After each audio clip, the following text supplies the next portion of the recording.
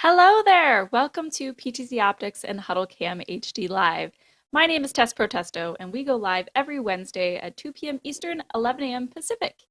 If you were with us last week, we were at the NAB show, and what a treat that was to be back on the road and see so many familiar faces in the industry. But we're so excited to be back home. You might notice I'm not in studio today. Our main producer, Michael, is out. So I'm going to be streaming from home. But luckily, the guest I have on today happens to be an awesome producer. I've got our very own product evangelist with us, Stephen Heywood, producing for me. You over there, Stephen? I am. It's great to be here, Tess. Thank you for joining and helping me produce remotely. As you can hear, there's some babies and puppies in the background. So hopefully the audience will be forgiving today. I think they will. I mean, after all, I'm sitting in the Death Star today, so we'll see. That's right. Should we mention? I mean, I feel like our audience probably knows what today is, but May the 4th is become National May the 4th Be With You Day. National Star Wars Day. You gotta love it. Is it National Star Wars Day officially? I'll show you guys the shirt I'm rocking. Oh, look at this. Here, let me pull that down. That's beautiful. There you go. I had to wear my Star Wars swag. Yep. Represent well, and for all of you Star Wars fans. And Tess, for all the Star Wars fans, we look forward to this day too, because it's a day where all the Star Wars items, most of the time, are discounted, and even Disney announces new potential Star Wars shows on Disney Plus. Is that true? It is. I did not know that. Yeah. So it's good. I guess we can, since we're on the topic of Star Wars, we can do our Would You Rather question to kick things off with the engagement in the chat.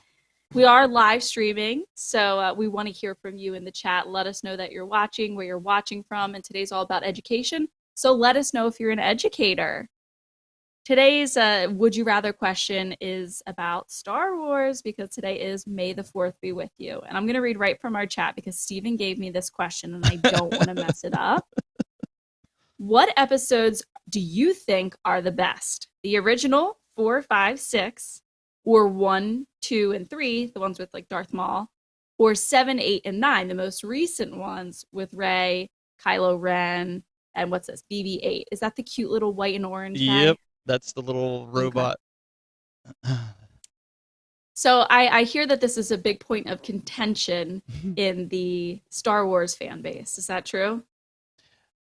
It is, because, at least for me, like, I'm a big Darth Vader fan. I'm rocking the shirt here. I have the costume I go out and do for kids. So I'm a big originals 3, 4, 5, 4, 5, and 6. I started watching 7, 8, and 9, which has Rey and the newer characters, with my kids in the theater. That's the first ones they got to see, but they don't really like the originals. So, but they're my favorite, to be honest. Yeah. The new ones. The whole 80s thing. I don't know. It's not for me. Yeah, but Darth Vader's the most iconic bad guy of all time. I mean, when it comes to him, I've been playing that Star Wars game in VR. Let me tell you, it's ominous standing next to Vader in like VR and seeing him right there. So, I don't know. I've played that game myself, so I know exactly what you're talking about. It's scary, legitimately. So Greg says the original as well. I think there's going to be a consensus with this.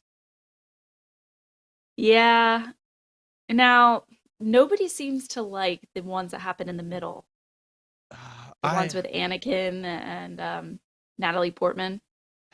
They were ones like, my wife, she fell asleep on the first 3. My kids were just not interested in those. As a Star Wars fan, I watch them, but I do like 4, 5, and 6. Those 3 are my favorites. All right, we're keeping an eye on the chat. Let us know which Star Wars series is your favorite before we get into the content today. Let's go over my little slides and give everybody all the updates that they need to hear. All right, let's get that pulled up here. For today's topic, we are doing everything education. It's going to be kind of a case study roundup. We're going to be discussing some real-world applications within the classroom. Stephen has a lot of experience streaming with education from in the classroom, lecture halls, from theaters on auditoriums, to sporting events, graduations, and of course, broadcast studios within schools. So we are celebrating Teachers Appreciation Week this week by talking about all that we can do and offer to educators to support them in making their jobs a little bit easier, because we know Steve and I both have children. It's a really tough job, and we definitely appreciate all that you do for our kiddos out there. We do have quite a few other programs that we offer here at the PTZOptics and HuddleCam HD family. Salt Talk, our sound and lighting technology TV, hosted by our very own Stephen Heywood, is the last Tuesday of the month at 11 a.m. Eastern Standard Time. So you're going to want to catch that on Facebook and YouTube. Is that right, Stephen? Yep, it'll be there. Awesome. And we also have our Tech Town Hall the third Friday of the month at 2 p.m. Eastern Standard Time. That's with our technology experts, and we dive a little bit deeper into the tech and gear that we offer here at PTZOptics and HuddleCam HD. So you can find out more information about those programs on our website and social media channels. And don't forget, guys, if you are watching our show today, please, we really appreciate if you would like and subscribe. Every subscriber counts in helping us be able to continue producing this type of content that we hope is helpful for our audience and customers out there. Shall we get into it then, Stephen? Yeah, I think it's about time. What do you think? I think so too. You have been a wonderful asset to our organization with all the work that you have done with schools in your area. You've been very hands-on in helping some local schools produce many different kinds of events. You are a producer yourself. Can you tell us a little bit about your background before we dive into some of the content we're going to share? Yeah, I mean, like most people, I started doing this because I had no one.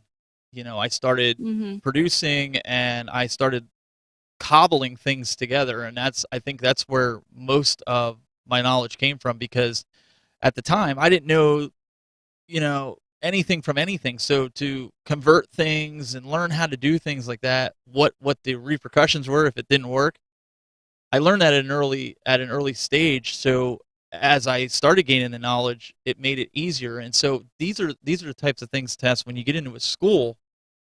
They're clueless. A lot of them. They teach the fundamentals of broadcasting. Headroom, the type of lighting you should use. Right. But a lot of them are old school TV broadcasters, and as you know, TV is a lot different, especially coming from NAV. TV is a lot different than the internet, right?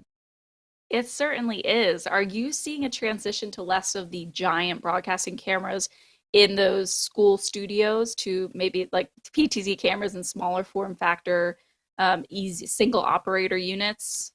Yeah, a lot of them are, in a lot of the schools that I've seen outside of obviously using our cameras, I've been seeing them use cell phones, like smartphones and tablets, using them for like B-roll shooting. Like if they're doing live announcements, they'll edit that in where they're out talking to the football team on the football field about the upcoming game or whatever.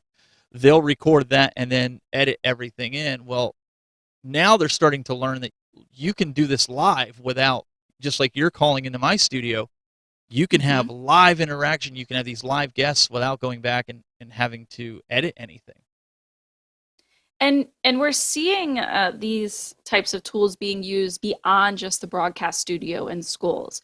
In the past year, and we're going to cover sort of recommendations for each of these scenarios, you in particular and a lot of our other customers have been using our cameras in theaters and auditoriums, on the sports fields for graduations, and I'm certain I'm missing a few, and just remote learning in general, lecture capture and things like that. Can we share some of the real world applications that you've done this past year so we can tell our audience exactly what we're talking about here? Absolutely. But first, I think we need to address this. I think you need an intervention here. Lindsay says she hasn't watched any of the Star Wars films, so we need to fix that.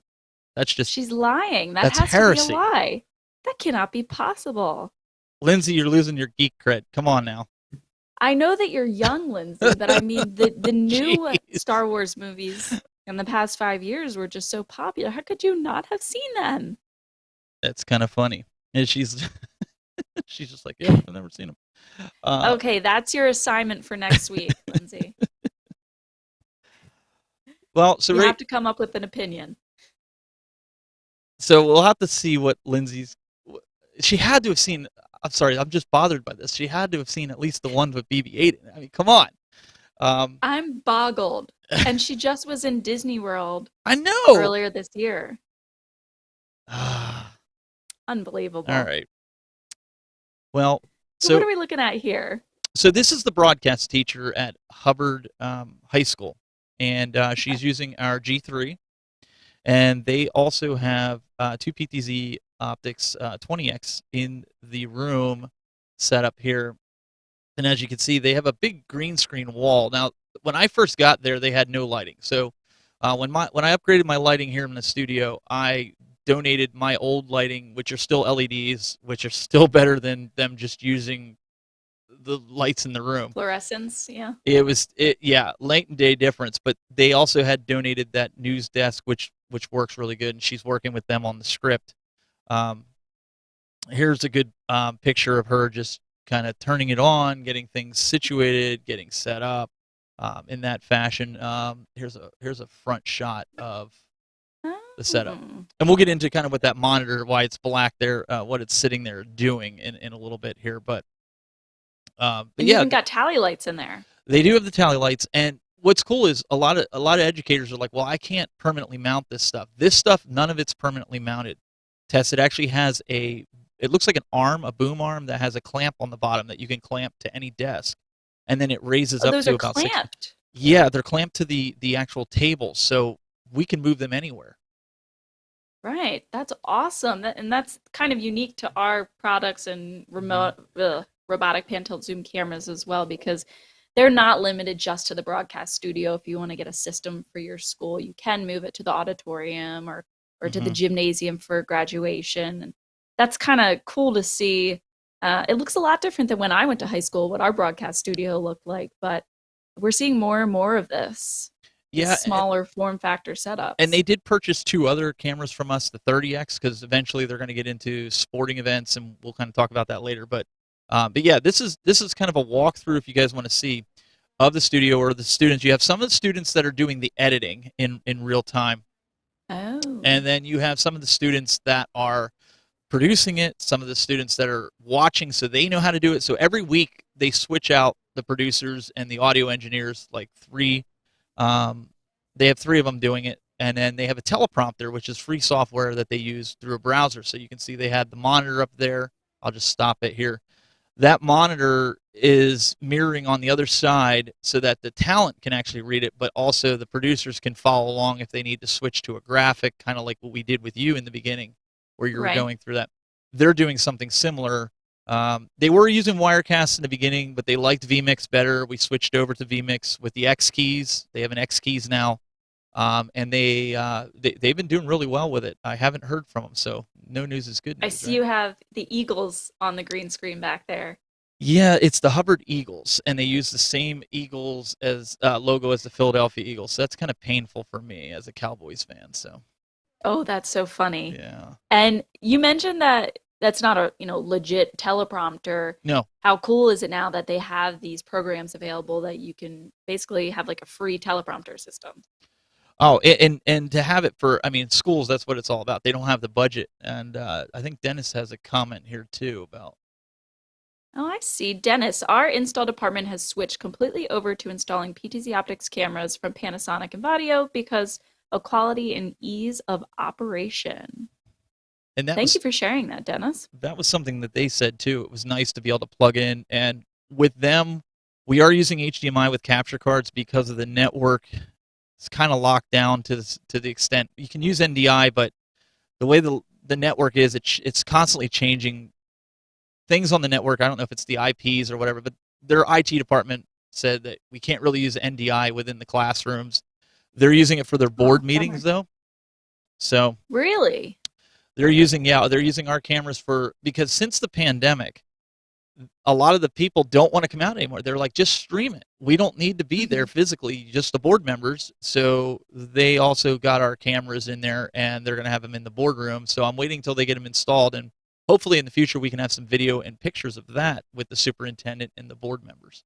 Where is their boardroom, or where do they have those meetings out of? This is actually in a different building that is probably, I'd say, 10 minutes from the school. It's near where the mayor's at, in that type of a building. They're all kind of connected. So that's where they have it at. And that's another education use that I hadn't considered before this conversation today. And are they using our cameras, or you're not sure? They are using our cameras, yes. Oh, I would love to grab them for a case study. Well, we're working on that. Like I said, we're just waiting for their IT director to get it. It's probably going to be over the summer that he gets them installed. They've got a lot of upgrades to the camera, the computers from Dell. But one of the other tests that we did was we were able to, because obviously during the pandemic, we weren't allowed to have people in, and these kids, and I've said this before, that these kids work so hard on this, and all of a sudden, hey, we're shutting down the plays. Well, a lot of schools were asking us to come in, me and a buddy of mine, to produce this, and we used two 20x PTZOptics cameras on the stage, which what you're seeing right now, and then we had two out in the area where the folks would sit because there's nobody out there, and we had that shooting straight on. But this, as you could see, with where we had them positioned, nobody could see them because they were in between the curtains, but we could get facial expressions. You could get, the whole conversation. And better than if you were in person, almost, from a viewership standpoint. It really was, and the way we mixed it, I said to my wife, it kind of looks like a Nickelodeon show if you're watching it, like the really goofy costumes, right? Like with kids wearing them. So it has that Nickelodeon vibe to it, but they're wearing shields, obviously, and that had to be rough. But this was a great way. They loved it, and they could do a pay-per-view. I think in the beginning of the pandemic, because normally you're not allowed to do this with the musicals because copyright reasons, but the companies opened it up so that during the pandemic, the theater department could still make some revenue from the parents, so they couldn't attend in person with ticket sales. They let them do this. I think it was just for that year. Now, was this streamed to their school's website or to Facebook and YouTube? So this was recorded directly because they had to put it behind a paywall. So I don't know if they streamed it, but they had to be whatever platform they used for the paywall. It had to be recorded first. So believe it or not, it only took 2 takes. They were supposed to do it in 1 take. Impressive. But I came back the next day because they were they just weren't thrilled with the way they did it, and so. But you could see, this is great way of doing it, and of course for the gearheads out there, this was the musical that we did. I have an EPTZ on his chairs there on a slide. We use as a dump camera. It's basically just tracking. You can see it sitting there. It's just tracking back, and then we got 2 30Xs out in the crowd. There's a live band down there that plays the songs to the musical, and then we had 2 20Xs up on stage. Using vmix and SuperJoy. We had one guy running audio, but also he was pulling all the shots, and we were able to bring that in and do that. And that was pretty much the setup for a lot of them, and then even for the graduation tests.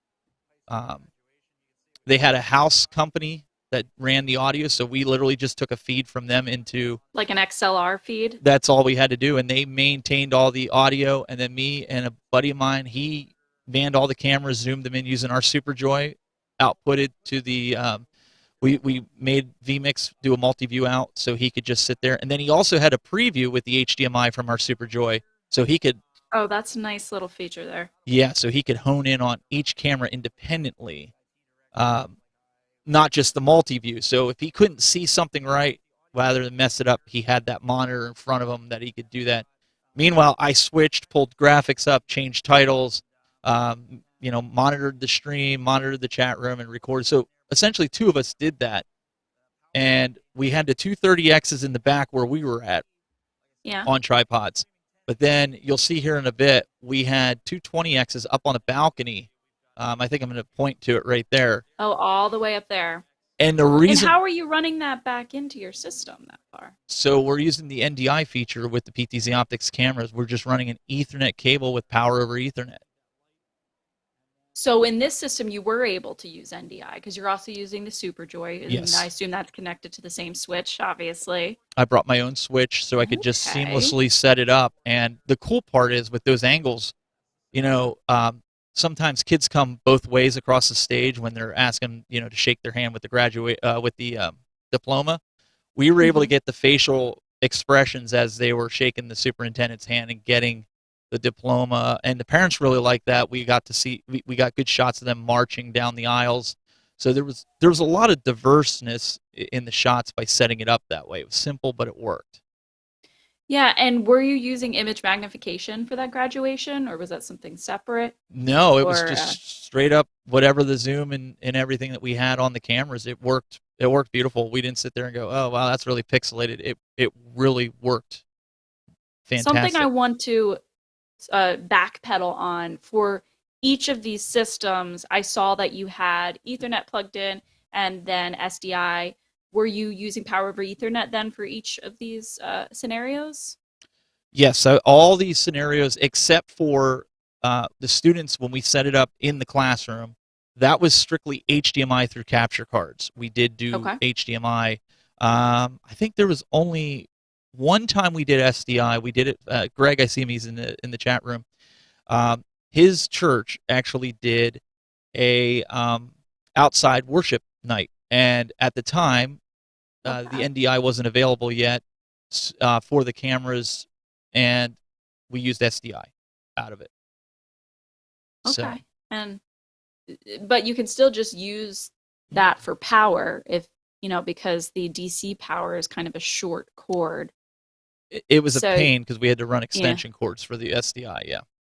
I understand that. Mm. We have a comment from Janie on Facebook. I teach draperies online and I need a camera to zoom into my sewing projects that I can control remotely with a remote. Not sure what PTZ to use. Can you recommend? I have one sitting in my Amazon cart, but I just can't decide. Okay, so we've got sewing projects. What do you think, Stephen?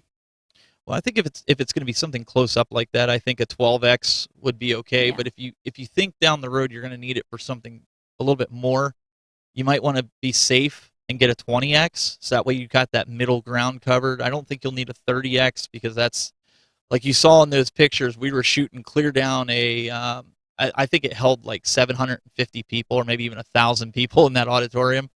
So a 30x there is fantastic. Churches, houses of worship, they're all going to use something like that. But I don't know, Tess. I would say the 12x USB might be good, a good I was route gonna for her. say, if you're looking for simple and if you're just starting out, USB is definitely an easy one to onboard. It's very plug and play. Um, and then with our USB PTZ cameras, you do have IP connectivity as well there. So you can, upgrade in the future to NDI usage with that camera. So there's some flexibility if you went that route for sure. Yeah, I'm going to see here. Let me see if I can pull this over here. I actually have a 12x in frame here. So let me do this. You got everything. Hey, I'm trying to be prepared today. There you go. So there's your 12x USB. And you can What does the see the tape different mean? ports. So I put tape on all my cameras on the back. So Is this like I a little tip here that we're gonna get? I have fluorescent tape on all of my cameras, and that is mainly so I can know which camera is connected to which cable. If I unplug it with testing with different things, it's a way that I know that cable belonged to that camera. Um, That is a tip. Pro I tip, guys. I also use it like in the case of Tessa sitting next to me. I have fluorescent tape on my wall over there, so I can look over and I know it makes it look like I'm looking at Tess. So that stuff comes in handy, especially with marking the floors for your cameras. Right. So you can give that illusion if we were on green screen that we were sitting next to each other. You can do things like that. But I mark the floors with it. Fluorescent tape is huge, especially because people are like, well, why don't you just use blue tape or whatever? When you're setting up and you're in a dark area like we were doing with the graduation or you're doing it with a play, that's going to stand Mhm. out over regular tape. the fluorescent. You hit that with a light, you're going to know it's there. So I have a bunch of different colors. Greg's seen it when he's been in studio too. So he's like, it's colors everywhere. That's definitely a good one to keep in my pocket, especially for trade shows and stuff as we're coming up on trade show season here. We've talked about a lot of applications now. We've talked about the theaters, the studios, graduations. What about higher education? I'd like to dip our toes in there. Lecture halls doing lecture capture, or event spaces in colleges. What kind of cameras?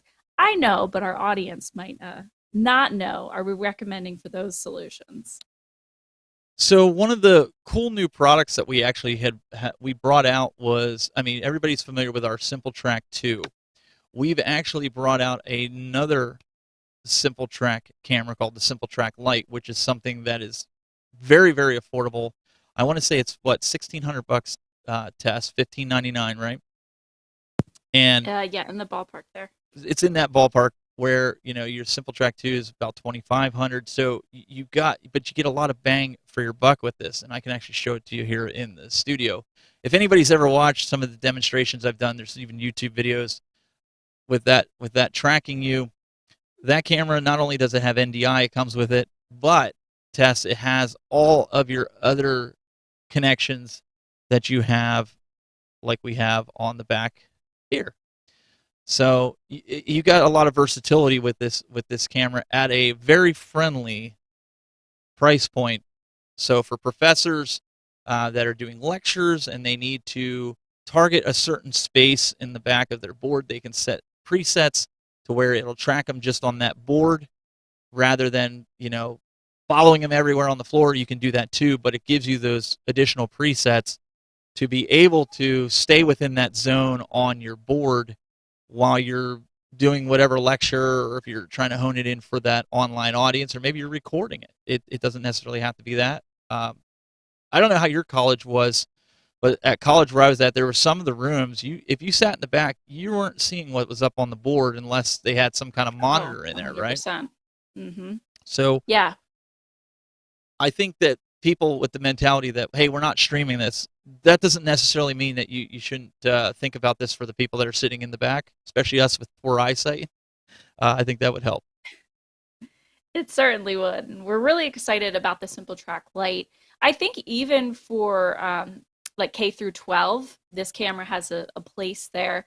Mm-hmm. With the, you know, it's lighter and it's lighter in a price point. We're hoping that it's a little bit more accessible to those, you know, it's a little bit more budget friendly for those schools that might not have the same kind of budget as a big university who's buying, you know, 20 SimpleTrack IIs. That is a little bit more feature rich in terms of the software, where, you know, the SimpleTrack Light is a little bit lighter on the software, though you do still have some adjustments that you can make within the software and preset zones and things like that. You're still going to get all the same outputs and even NDI, HX. Mm-hmm. So it's kind of a win-win there. Yeah, and with our SimpleTrack II, I mean, that's more, in my opinion, is more for like the guys that are hardcore broadcasters, or the guys that have that IT base, because you can do some things with macros with it. You can really do a lot of customization in that aspect. Have it trigger macros from a TriCaster. SimpleTrack Light, you can't really do that. But let's face it, Tess. I mean, K through 12, they're not really going to be doing things like that. The tracking is phenomenal on this camera. Right. It's definitely about the plug and play simplicity of it, with ability to improve upon your, as you grow with your production, you could maybe dive into the NDI features and functionality of it. And if you just want to start with the USB output, you can definitely just go plug and play and track with this one. So that is sort of our latest innovation, huh? Yeah. It's very well, that coupled with the SuperJoy, I think the SuperJoy has saved my butt many a times out during doing some of these productions, because I think if you're looking into it, and let's say you are a school that wants to get into sports, I know we're going to talk about that here, or you're doing drama club, and you obviously don't have a big budget test where you have to have, you know, you can leave it stable in a classroom, but maybe you have a budget for 4 cameras. The SuperJoy is awesome because you can set up your cameras for inside your studio. You can have Hmm. another um, preset where it's all your remote cameras. Like when I go out, I could take my SuperJoy, set it to the the remote preset, and I'm pulling all those cameras in. You can physically unplug it and move it, and You those can move settings it. will be saved. You don't have to go play with the IP addresses when you get on location if you're using the NDI. So if you're in a Hmm. school and you're in the broadcast room, you have those cameras set up. You can then move to another room that has the cameras that you've already set up ahead of time. You're ready to go. So you're not buying 5 different joysticks. You can just use the one and even control it via the web. So there's a lot of cool innovation with that.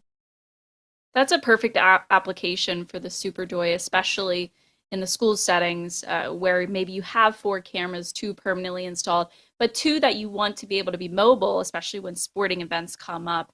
Um, you know, picking up that SuperJoy. And I saw that you used it in almost every application that you showed us today. Yeah, I mean, even here, having the ability to um, run it to an HDMI monitor is actually huge because even though I have a multi-view off to my left here while I'm producing, sometimes you don't always see the corners of the video. You could be cutting things off because of the way you have it. Maybe you accidentally zoomed it in your switching software. The SuperJoy giving you a raw video feed of that particular camera test that you're able to pull up lets you know where you're at with that camera, because if you're looking at it there and it's full frame, but you look on your vmix, your wirecast, your tricast, or whatever you're using, and it's like zoomed in, you know that the Oh, yeah. problem is right there on that, and you're not spending your time trying to figure out where the problem is at. You have a raw, unedited view of that camera. Yeah, that's definitely a big one that I hadn't thought too much about. HDMI output, okay, great, but hearing the actual application for that is definitely helpful for me as a learning marketing professional. Well, I mean, because people do digital zooms all the time. Like even in this 2 box that we have, you zoom it in, you zoom it out. It doesn't affect the camera's main video feed because you're not doing it. You're doing it within the software, not within the camera. You're not doing the joystick. It's the software emulated zoom, if you will. And so a lot of times in a hot and heavy production, like we did for the school, for graduation, the plays, that reference camera was great. The reference monitor was great for the guys that were running the camera because they could look up and say, okay, this is zoomed in, it's not here. Can you pull it out on the software or tighten it up in the software because you got all this stuff on the side? And we'd be able to do that very quickly and know where things are at. So don't just think of it as just, oh, it's a interesting feature. If you're a producer, you need that. Yeah, I mean, I couldn't go back to using a joystick without it, honestly. Yeah, and I have a feeling that one is definitely sourced from our customer base in terms of features Could be. as well. Lindsay's saying her classrooms and lecture halls in college had at least 2 monitors displaying a feed of the whiteboard or chalkboard. So that's definitely, and that's just, we went to the same school, so it sounds like they upgraded since I was there. It seems like everybody is upgrading. Like I'm finding out what these smart boards are, and what you do with these boards that now they're putting video up on as they're editing on that smart board, and they'll say, okay, whoever edited this, do you see you caught this piece in here? You really want to edit that out? And I was like, wow, like these kids got it so good now for learning, and that's just even in the K-12. That's not even counting college. Yeah. We should wrap things up in just a few minutes here, guys, but we didn't cover too much on sports. And just for my own knowledge, Stephen, we got quite a few schools and colleges coming up asking about using our cameras to live stream sports. Now, I know we don't necessarily recommend using a joystick to track players running across a court or something like that. How would you recommend managing a multi-camera production for sporting events in schools? So one of the things that we did, and I was trying to find the footage somewhere. If you guys go to Hubbard's YouTube page, I'm sure it's on there. We did test the Night Under the Stars. It was a band. It was their band. It was the only time during the pandemic that the whole band was going to be there, and they usually do it for the parents to come out and watch all the progress that the band has had, and they did it on the football field. And so it's the marching band. So we had a guy down there doing some B-roll. He was walking around with the camera, getting up close, tight shots. I was up on top running an actual camera that we had as a wide shot, and then we had two PTZOptics cameras on the end that I had from the goal line to the 50, and then on the other side it was the goal line to the 50, and I would manually zoom those in on different people. He'd bring me the footage, I'd throw it into the switcher, and we cut to that during all that stuff was going on. During the event? During the event. Wow, that's impressive. So we were trying to keep that going. So the thought came up then, okay, so how do we do like a football game? So what we wanted to try to do is put a PTZOptics camera in each corner, or at least one corner of each side of the field. So two cameras, maybe have one up in the press box, because with NDI you have that versatility. And then you have a camera that is like a camcorder that somebody's constantly manning, because like you said, I'd have to try it with the SimpleTrack Light. There may be some opportunity to do that, but because I'd be interested. Yeah, I mean, with motion and everything, because there's so much motion going on with a basketball game, football game, hockey, whatever. It might work really well with baseball because there's not a lot of movement going on. But football, that's definitely a good application. I think football, you're going to have to do the manually tracking with the joystick. But again, until we actually try it, I think. But that's something that they want to do next year. Like I said, they purchased two 30X of our cameras. So they want to do the football. They want to do basketball. They want to do baseball. I think wrestling is one that they want to do. I forget what all the sports are that they do over at Hubbard, but the plan is to make a cart kind of like I have, where you can move it, test from one place to another, and just take any student to be able to do it. You'll have to take your SimpleTrack Light out there for science. Yeah. And turn the tracking sensitivity all the way down, maybe. I know it's only meant for a single operator, but I'd just be curious for the heck of it to see how it performs. Oh, you and me both, because I think there could be a possibility that it could work really well. Or there could be a possibility that it may not, because of all the people. But the great thing about these tracking cameras, even if you're not using the tracking, you can turn the tracking off and use it like a regular PTZOptics camera. That's a great point. And when we were at the NAB show, we got a lot of questions about that. That was one of the number one questions when talking about the SimpleTrack Light. Can it just perform as a normal PTZ camera? And then the other one is it facial or motion tracking? That was definitely a big one too. And it's both, right? Yeah. So you don't have to be looking directly at the camera for it to track you. You can actually turn your back to it and it's still going to track you. You can have it staring at just your back or the screen. Like I did some demonstrations. We have a video up from our Tech Town Hall. I think I went over it episode or two ago. I forget. If you can actually go back and watch that, where I have my over-the-ear piece and I'm walking and I turned around and it still followed me. It's a great demonstration of how the tracking works on this. With producing today, I'm not able to demonstrate it, but we have some videos up that you can watch to show this. Well, Stephen, I think that we should call it a day in just a moment here. Thank you so much for joining me. Oh, wait. New question that I missed. I'm picturing a PTZOptics hung upside down on a Skycam, whizzing along the cable up and down the field. You're not the only one that's kind of thought of that too, because and that's the other thing with the SimpleTrack Light. You can actually you can hang it upside down if you want. Where the SimpleTrack II, we don't recommend you hanging that upside down. But the Light, you're the best candidate to do that kind of testing. Because, you work with us for us, so, we don't have to share if it's a total fluke. But I love Mark's idea. Sean says, we have a SimpleTrack Light in our demo space, and it's amazing. There you go. Excellent.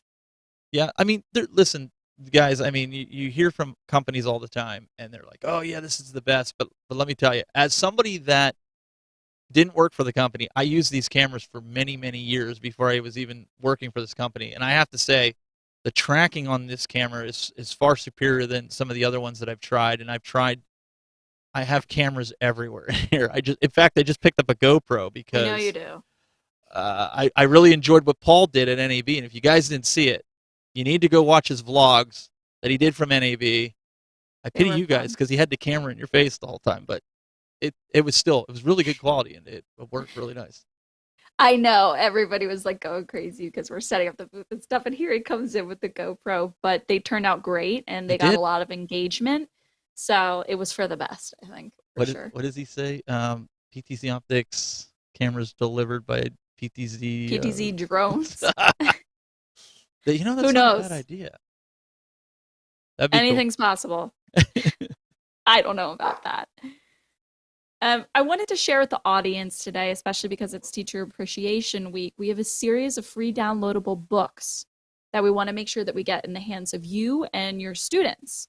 So if you guys want to head to, after the show, ptzoptics.com/books, written by our very own Director of Marketing, Paul Richards. We've got tons of information on NDI, Wirecast, OBS, vmix, a book for everything, an entire accelerated broadcast club curriculum book, as well as an esports book, meeting survival guide, general live streaming and virtual events.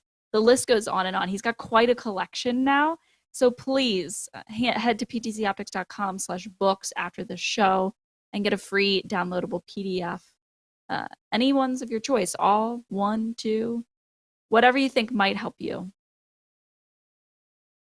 Real quick, I know you want to wrap this up. There's another question here that came in from Kenny. All the good ones come in at the end. It's okay. Kenny, how are you? In the new SimpleTrack, are there color adjustments within the camera in an attempt to match other cameras? In short, yes. You will be able to have not only an OSD on-screen display menu like all of our other PTZ cameras within this, but you can also access a web interface over IP with this camera. Now, Stephen, I'm not as well versed in the software as you may be. Is there color correction capabilities within the software on the SimpleTrack Light or SimpleTrack II? Well, it uses the same software that you use for the SimpleTrack II. So your best bet is to go into OSD menu, or your software that you're using of choice, OBS, vmix, wirecast, TriCat, whatever you're using. You can also color correct in there, but I recommend doing it inside the camera. I do it inside of my camera all the time. Yeah, we typically start inside our camera and we do a lot of streaming with vmix, and they have some cool color correcting tools that we sometimes use as kind of a last step after we change. Well, Stephen, you taught us to start with the lighting in our studio first and then manage the cameras, right? Yes. Yeah, I mean, if your subjects, you can have your everything set perfectly. And just for instance, we'll use this as a demonstration here. I have this really dark background on here. If I go to, say, this one, they're both dark, so it stays similar. But if I went to a brighter one, you can actually see a difference. I don't have a brighter background. I could try this one. Let me see. You can see the color changes on everything. It and does. I have it in It's a manual. little more redness now. Right. So anything that your backgrounds are going to play a big role. I'm using a TV behind me, so I don't get the nasty green screen effect. But your lighting is important. Having the lighting, I usually set it at 10 and 2 in front of me, and then I have a key/fill light, and then I have a hair light that runs across the bar just to set me off from my background. If you can get that lighting nailed pretty much out of the box, these cameras work phenomenal. I mean, that's the biggest hiccup that people run into that I see personally. You just inspired my home streaming setup. Next time I have to stream from home, I'm going to go in front of the big TV in the basement. There you go. And put something up there, and we'll see how it looks. Yeah, because that's a great idea. TVs are so cheap anymore. You can get like a 40-inch TV now for like $150, depending on, you go to Walmart. It doesn't have to be super expensive. And I think I only paid $149 for this one. And so to have that as your background, now I can put whatever I want on it. I'm definitely going to do that for next time. I mean, my aprons are pretty, but that could be a lot cooler and on brand, should I say. A couple more questions before we wrap up, Stephen. Mark's asking, does the SimpleTrack support the same HTTP CGI feature set in the PTZOptics cameras? That's above my head. I want to say I don't think so. I'd have to double check with the product team on that. That one I don't know. That's kind of a feature that I'm not too familiar with on that, but I Okay. can find out. Yeah, you can always message live@ptzoptics.com, Yeah. and we can get back to you on that question after the show. And any question that you may have at any time that you want us to address or show topic, you can message us at live@ptzoptics.com. Lynn's put that in the chat if you are tuning in. Stream Team Jean-Pierre says, hello, everyone. Stephen, this one's for you. What is your plan regarding NDI5 on your cameras? This person's using an NDI 30X. So just like anything else, it'll be coming. So it'll watch for a update to firmware, and see when that's out. But make sure you are updating your firmware. That's the other thing. I'm very bad about updating firmware on things because it's like when don't break it in the sense of I have all my settings the way I want them, but then when you do the firmware, you have to redo everything, and I'm like, So here's a tip for everybody, because obviously, we want to have that export feature in there, and I know they're working hard for something like that. Is I take pictures of all my settings as long as I don't change my lighting settings. I go to Another pro tip. Each OSD menu. I don't care if it exports or not. I don't care. I still take a picture. I do it on everything that I do that have settings. If I have to read it, I take a picture with my phone so I can just go back, dial everything, and I'm good to go. But it still takes time. Yeah, so it I'm just definitely does. Greg. And that's a good way to start trying to match cameras with the same lenses. I know as soon as your camera's in a different place in the room, the lighting can affect that. But writing it down would probably be a good place to start. Yeah, it's one of those things where I would rather have it than not have it, right? Mm-hmm. So yeah. So same with IP addresses. So here's another thing. I know she wants to wrap this up, but when you're doing we a should TV, do a pro tip show. We should. Steven. So I have this TV. Greg's like, he wanted to see it. That's right. So you don't just lay it flat. I have it tipped forward. If you were actually here, it's actually slanted this way to get rid of. You don't see any light reflecting off of it, and that's one of the things that you have to do with a TV. You have to adjust it. You tip it forward so that the light's not hitting it, and then you turn it so it's actually in an angle. If I took B-roll of this, maybe I'll do that, and then you can show them next week. It's actually at a huge angle. Like if you were in here, you'd be like, how is that even? That's what you have to do with TVs in order to not get any of the front lights reflecting off of it. It's a game. It really is. I hate to say that, but I'm going to be seeing your studio in person sometime this year. I'm sure of it. Well, that ought to be fun. Then we could shoot some content here, and then I'll that look over. That would be so fun. I have a guest spot over there. We would have to make it like in the middle of the week for like 3 days or something, so we can do like a salt talk. We can be live from PTZOptics from your studio, and then just do some marketing work as well. And I'll bring Matt and Paul. Wouldn't that be fun? Oh, there you go. That would be fun. He'd get it. All right, I'm going to make it happen because I have other stuff that I need to do in Ohio. We talked about this. Mm-hmm. So it's perfect. I'm setting it up. That'll be a lot of fun. Do some content and see. And then you'll take us on a boat ride, or we can get Paul hunting. Oh boy, he better bring his GoPro for that. That would be hilarious. Have him. I want to see it. I want to see him go fishing or on a boat. I think that could be fun. That would be fun. He is a boat guy, so. He might be. What do we got here? I know questions keep popping in. Sorry, I'm just pulling them in here. Lighting and acoustic treatment are driving me nuts. Is that me? Oh, in your own space. Oh, in Stevie's space, yeah. Okay. Connect with me. I'll give you a hand. Stream Team. I installed new firmware on my cameras today. What has changed on the zoom? I don't know if you had it. If you had old firmware and it came out today, I would look at the release notes to see if there's anything that changed on the zoom. I haven't really seen or noticed anything different. So if it's something that you're not liking, I would suggest finding out exactly. But I would say in the release notes, it'll probably tell you. Greg, we can play video games. That's probably what he'd end up doing too. He'd sit here and play video games. We would definitely play video games. Sorry, the dog is going crazy. That's right.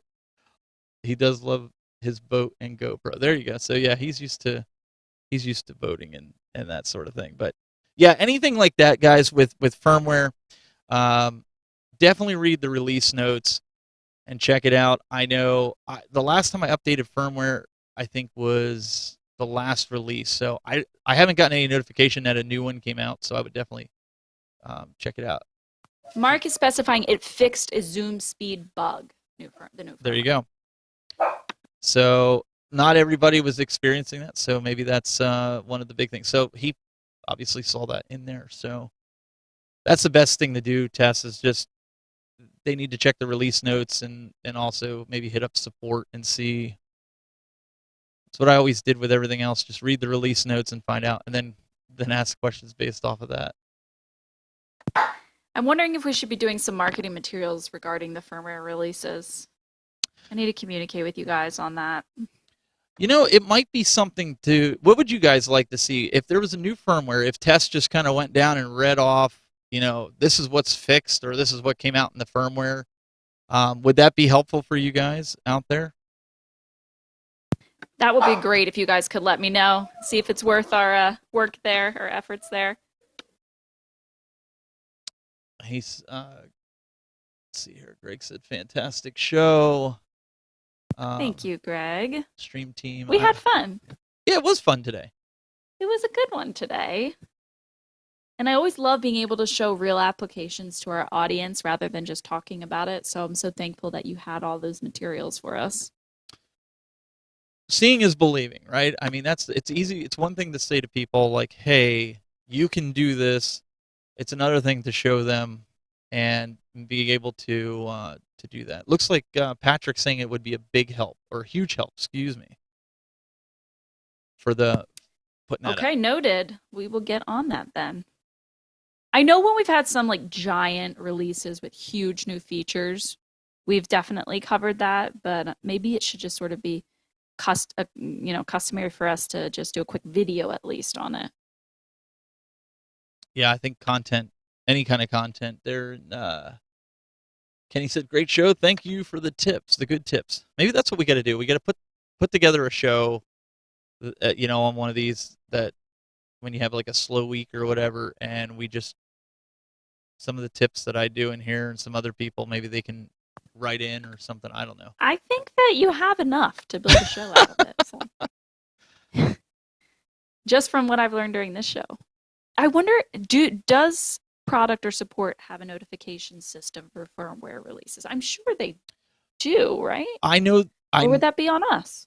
I could say right now that there's things being worked on right now, and I would just say to just be patient, but there are things coming.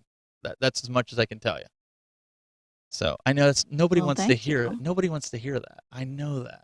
But, you've been on the receiving end of that. Yeah, I know, but it's one of those things like we don't want to say this is what we're doing and this is the date it's releasing, because that's the next question that comes out. It's like, well, when are you guys going to release this?